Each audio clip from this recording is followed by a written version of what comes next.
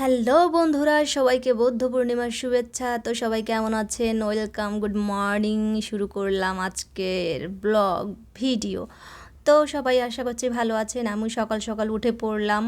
উঠে পড়ে এই যে আমার স্নান টান শেষ। আপনাদের দাদা তখনও ওঠেনি, কারণ ছুটির দিন এসে একটু দেরি করে উঠবে, এটাই স্বাভাবিক।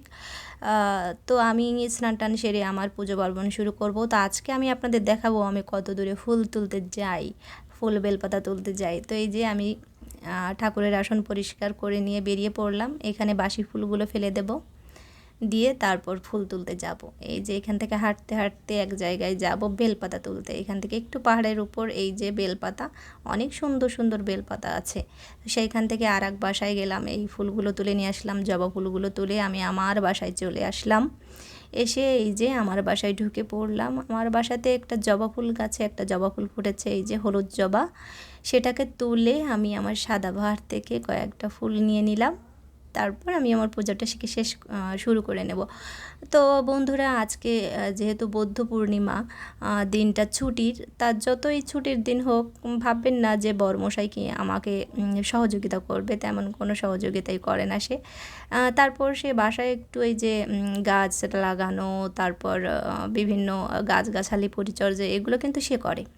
তো তারপর আমি পুজোটা শেষ করে নিলাম। তার ভিতরে সে হাত মুখ ধুয়ে ফ্রেশ হয়ে নিয়েছে। আমি চাটা তৈরি করে নিচ্ছি। তো আজকে দুপুরবেলায় তেমন কোনো রান্নাবান্না নেই। দুপুরবেলায় তেমন কোনো রান্নাবান্না করা লাগবে না, কালকে রাতে যে রান্নাবান্না করেছিলাম তা আছে। আর দুপুরবেলায় একটু করলা ভাজি বা একটা ভর্তা করে নেব, তাহলে দুপুরবেলায় শেষ হয়ে যাবে খাওয়া দাওয়া। আর রাতে রান্নাবান্না করব। তো বিকেলবেলায় আমরা একটু ঘুরতে বেরিয়েছিলাম। কোথায় ঘুরতে বেরিয়েছিলাম সেটাও আপনারা দেখতে পেরেছেন। শুরুতেই একটু ঝলক দেখিয়ে দিয়েছি, বুঝতেই পেরেছেন।